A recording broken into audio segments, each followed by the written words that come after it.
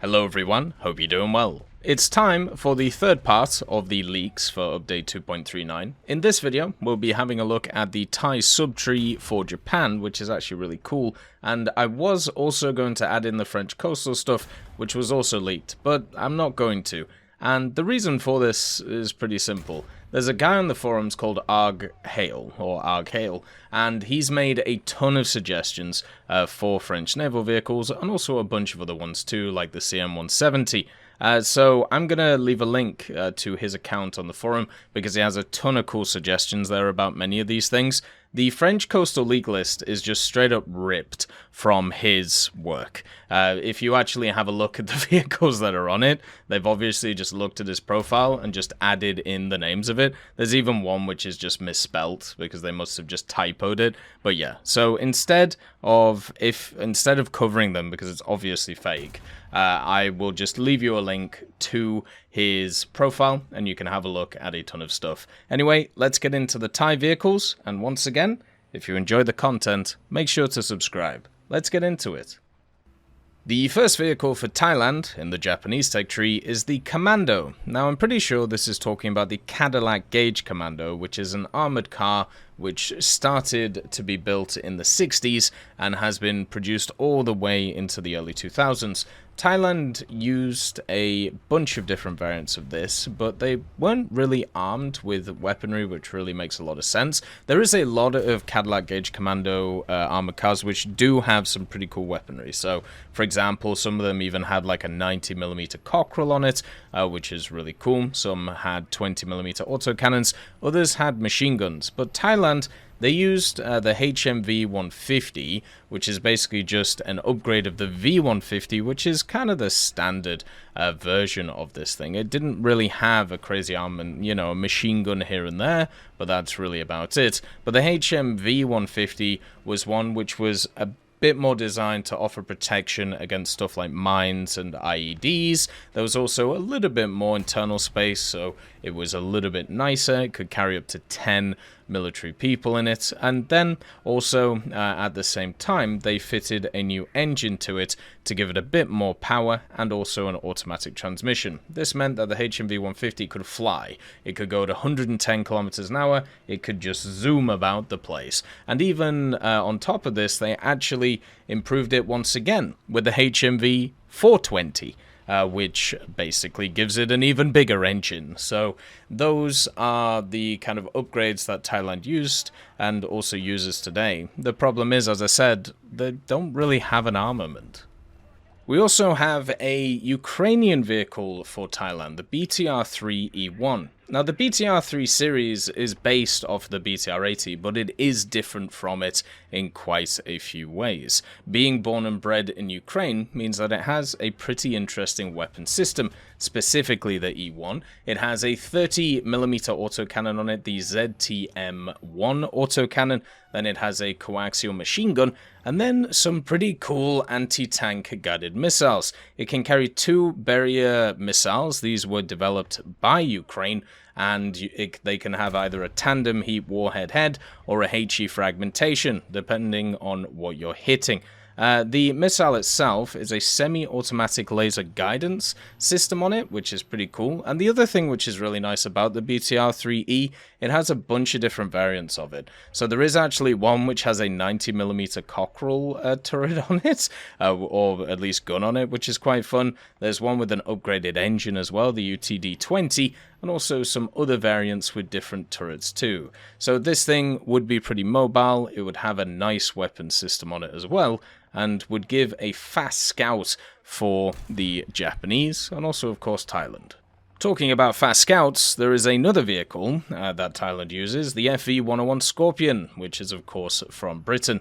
Now a lot of people have been wondering why the British tech tree hasn't got the FV101 Scorpion. It might be because of this. It was kind of exported to a lot of different places in many different iterations, so maybe they're just holding off to add it to different tech trees. It was used by, of course, Thailand, and still used by Thailand, but also used by places like Belgium, for example, and even Spain and the Philippines and many others, meaning that it could be all over the place. Now, Thailand themselves used a lot of these things for reconnaissance and also light tank abilities. It, of course, has access to the funny gun. The 90mm Cockerel Mark III is the one that people have probably seen in the form of the Scorpion 90, but the more interesting one is the ROF 76mm, the L23A1, which is the stub gun that you see, which only can fire high explosive smoke and canister rounds, but then also HESH.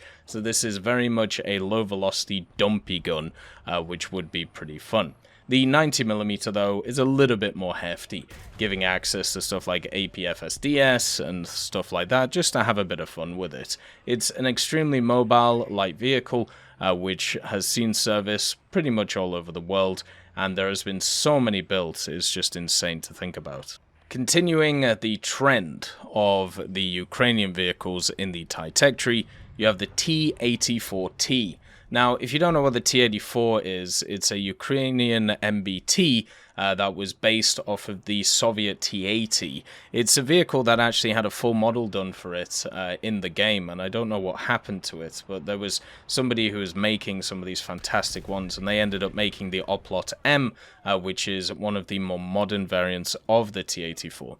Now, the interesting thing about these T-84s is Ukraine have been trying to export them to a bunch of different countries, obviously just because, you know, it makes sense to. And one of the cool things that they decided to do is to create the Yatagan, which is a T-84 120, meaning that it has a NATO kind of standard 120mm smoothbore gun, so it can fire all NATO standard ammunition. But the variant we're going to be having a look at today is Thailand's, because they are actually one of the people who does have access to the OPLOT. They actually have 49 OPLOT Ts as their MBTs, and also there's a bunch of other nations that have wanted to get these vehicles as well, but just haven't ended up getting them, which is kind of sad at the end of the day. The OPLOT T is the specific one that they designed for Thailand. It has some minor modifications just to kind of meet the needs of the Thais and what they want. It has a different radio, different air conditioner because the climate is different, but most of it is basically the same. And let's be honest, this is a way that they can add Ukrainian vehicles into the game with a lot less provocation than if they added them to the Russian tech tree. It may be the kind of best of both worlds scenario for a lot of people. The vehicle has access to a 125mm smoothbore gun, the KBA-3. It also has a bunch of ERA on it and also steel composite.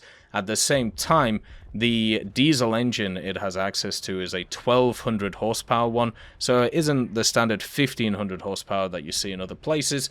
But that means that it can gallop around the place. It doesn't have as good power to weight as others. It has 26, which is definitely decent, but not as up there as some of the other modern vehicles that are around. But with Thailand, if they decide to bring in the kind of subtree for them, it is a way to actually add it. There's also a metric ton of different variants of the OPLOT, which they could kind of push out all over the place, but this one I think would be the safest. There's another American vehicle, which was developed by Cadillac, specifically Cadillac Gauge Textron. This is the Stingray, which the Thai forces also use. The Stingray is a pretty cool vehicle. It's quite similar to a lot of the light tanks that were events for America maybe a few years ago now, actually, thinking about it. It has access to the L7, the 105mm, has a good old Detroit diesel, a classic in a lot of American vehicles, and also this kind of weird aluminium shell of armor, giving it access to something that defends against light armaments, but nothing really else. More designed for mobility and also having a big gun on it. The Royal Thai Army uses over 100 of these, which is crazy. And even the Marines of Thailand have talked about the idea of getting some for their use. But overall, it seems like Thailand's incredibly happy with this vehicle. And if it wasn't for them, the Stingray probably wouldn't have gone anywhere. The vehicle was a private venture Obviously, America wasn't that interested in it when it came to its armed forces, and the export market saved the Stingray, which is really cool. So for me, it would be lovely to see this vehicle, and this is really the only way that they can add it in. You also have a familiar face, to the Americans at least, the M901.